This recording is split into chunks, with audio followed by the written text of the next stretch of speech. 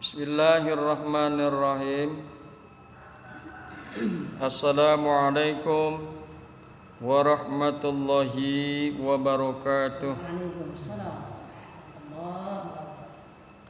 Pembahasan kita pada pagi hari ini yakni mengenai sholat jamak. Kemarin kita telah bahas masalah jamak takdim. Insyaallah pada pagi hari ini kita akan bahas masalah jamak takhir dan jamak yang disebabkan karena hujan. Di dalam kitab dikemukakan A'udzu billahi minasyaitonir rajim wa yajuzu lil musafiri,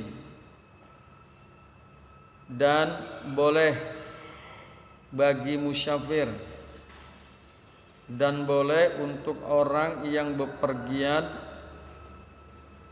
ay yajma'a baina zuhri wal asri,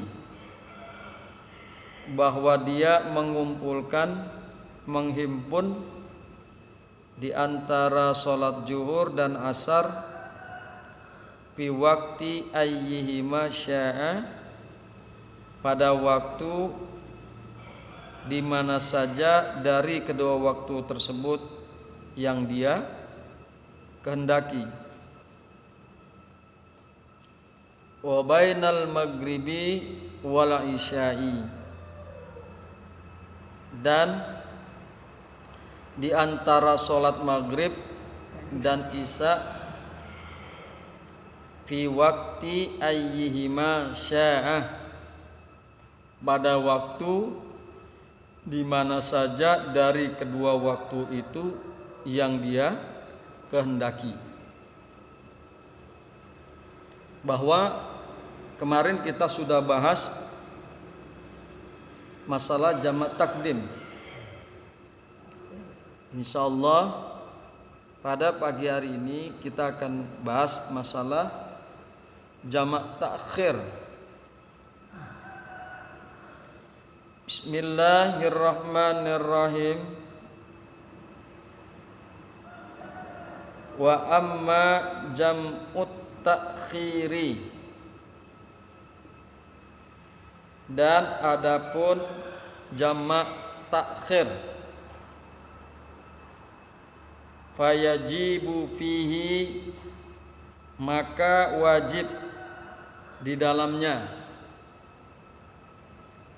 ayyakuna biniyatil jam'i, maka wajib bahwa ada dengan niat jamak di dalamnya. Watakuna an-niyatu, dan bahwa ada niat hazihi fi waqtil ula, dan bahwa ada niat ini pada waktu sholat yang pertama. Wa yajuzu ta'khiruha,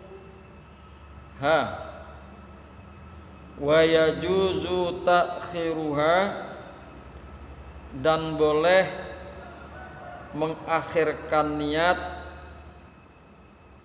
ila ay yabqiya min waqtil ula, boleh mengakhirkan niat sampai tetap daripada waktu sholat yang pertama.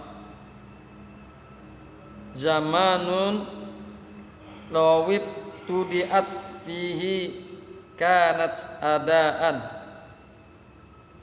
maka jikalau ada memulai sholat yang pertama di dalam waktu sholat yang pertama, maka adalah yang demikian itu adaan, sholat adaan.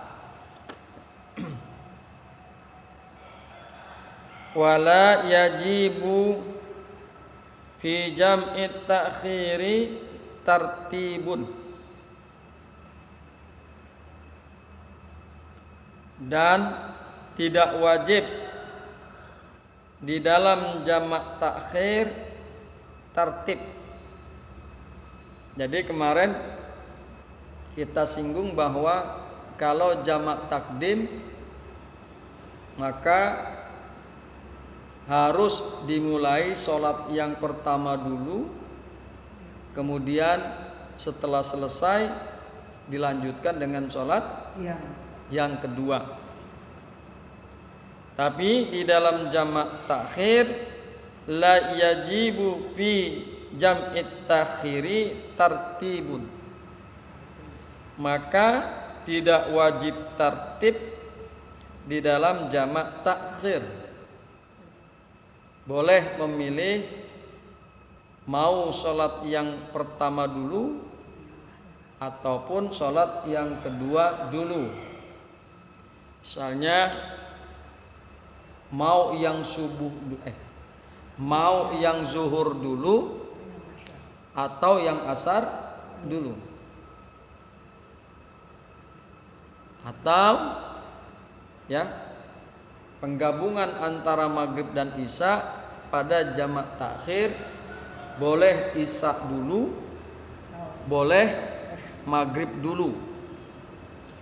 Makanya dikemukakan di dalam kitab ini wala yajibu fi jam'it takhiri tartibun, dan tidak wajib tertib pada jamak takhir.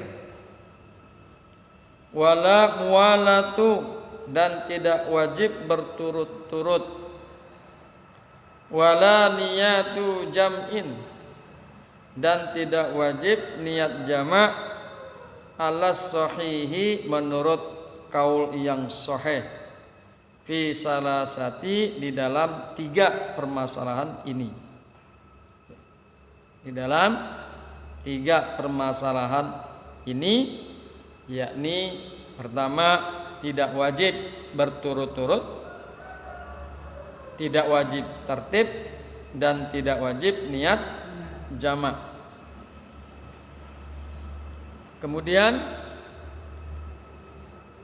permasalahan berikutnya, pembahasan berikutnya adalah wa yajuzu lil hadir, dan boleh bagi yang hadir, yang mukim, yang tidak bepergian, fil matori, di dalam hujan, ayyajma'a bainahuma, bahwa dia menjamak di antara 2 salat, fi waqtil ula minhuma, di dalam waktu yang pertama dari kedua salat tersebut. Ini pembahasan berkenaan dengan orang yang menjamak disebabkan karena hujan. Wa yajuzu lil hadiri ayil muqimi,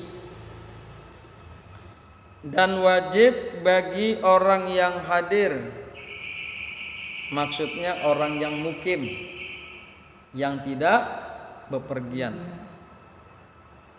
Wa yajuzu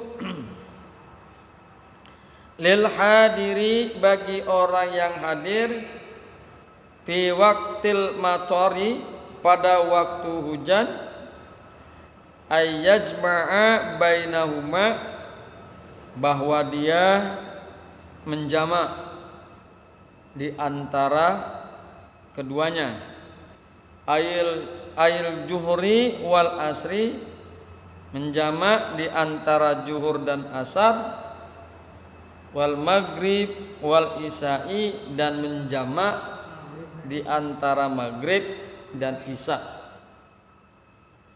La fi waqtis saniyati, tidak di dalam waktu yang kedua.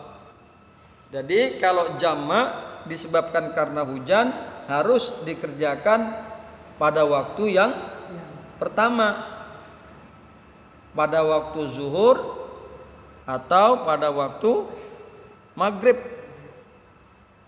Makanya dikemukakan oleh musannif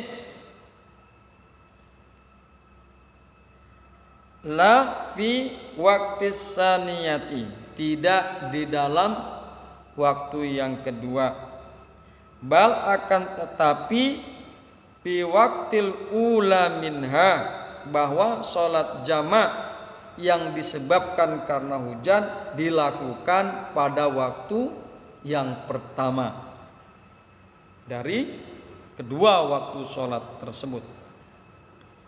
In balal mataru a'las saubi, jika hujan itu membasahi di atas baju, wa asfalan na'li, dan di bawah sandal. Artinya bahwa hujan itu lebat, hujan itu besar. Wa wujidatis syuruti sabiqati fi jam'it takdimi, dan didapatkan syarat yang terdahulu di dalam jamak takdim. Jadi jamak takdim, syarat jamak takdim ini juga meliputi syarat jamak ketika hujan, disebabkan hujan. Jadi sama syaratnya. Makanya dikemukakan wa wujidatis suruti, dan di wa wujidatis surutus sabiqati, dan didapatkan syarat-syarat yang terdahulu fi jam'it takdimi, di dalam jamak takdim. Wa yustaratu aidan, dan disyaratkan juga wujudul matori, adanya hujan itu fi awwali salataini, di dalam yang pertama dari dua salat. Jadi salat waktu yang pertama. Wala yakfi wujuduhu, dan tidak mencukupi adanya hujan fi asna'il ula minha, pada pertengahan salat yang pertama dari kedua salat tersebut. Jadi bahwa salat ini pada awal, ya, pada awal dua salat tersebut. Wala yakfi wujuduhu, dan tidak mencukupi adanya hujan fi asna'il ula minhuma, di dalam pertengahan waktu yang pertama dari kedua waktu tersebut. Wa yustaratu aidan, dan disyaratkan juga wujuduhu indas salam, adanya salat ketika salam, adanya salat ketika salam, minal ula, daripada salat yang pertama. Sawa'un istimarul mataru ba'da zalika, sama saja apakah hujan itu terus berlanjut setelah salam, amla, atau tidak berlanjut. Wa tuhtasu rukhsatul jam'i, dan dikhususkan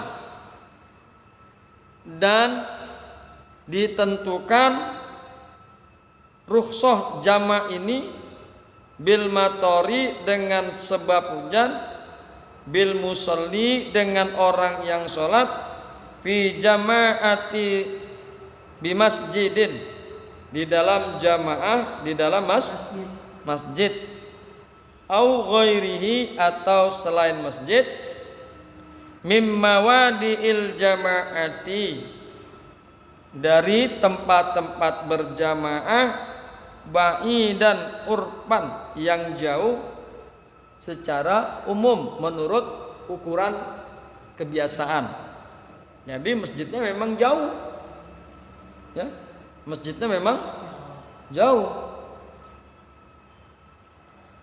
Wa yata'azzaz zahibu lil masjid, dan orang yang pergi ke masjid mendapatkan bahaya karena saking jauhnya, dan juga basah bajunya, badannya jadi basah, khawatir sakit, khawatir terjadi bahaya, misalnya dia nyebur jurang atau masuk ke dalam lubang. Makanya yang demikian itu ditentukan rukhsah, keringanan jamak disebabkan karena hujan.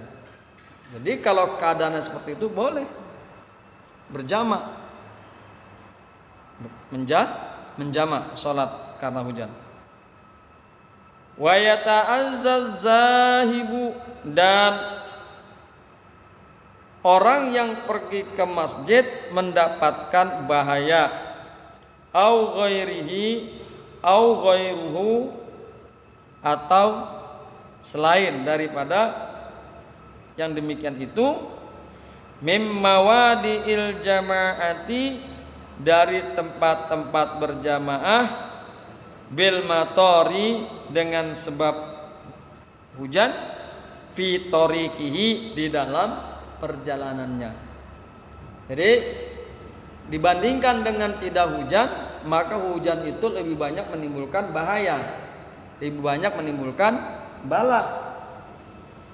Seperti yang sudah pasti adalah kemungkinan dengan sebab berbasah-basahan orang tersebut bisa menjadi sakit, atau karena lubang tertutup oleh air hujan, orang tidak menyangka itu adalah lubang dan bisa terperosok ke dalamnya.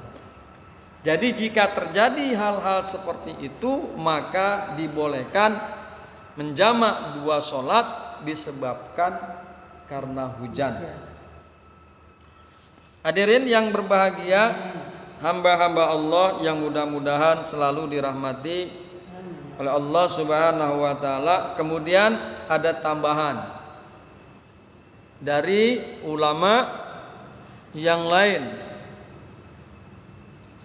yakni Syekh Al-Utsaimin menyimpulkan, Syekh Utsaimin menyimpulkan bahwa sebab yang membolehkan jamak adalah pertama safar, boleh jamak, sakit, hujan, timbunan lumpur, angin dingin yang bertiup kencang.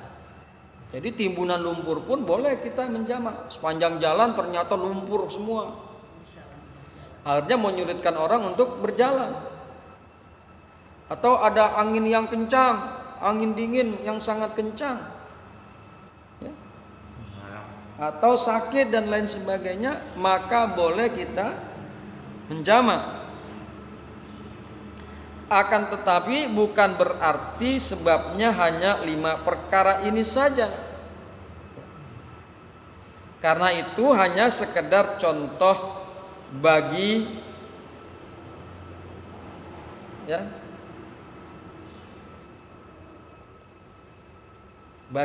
pedoman umum.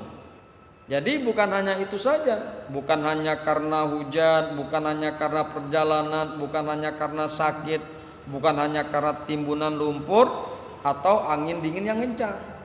Itu hanya sebagai contoh, sebagai pedoman atau gambaran umum yang membolehkan jamak, yaitu disebabkan adanya al-masaqah, masakotnya yang diperhitungkan.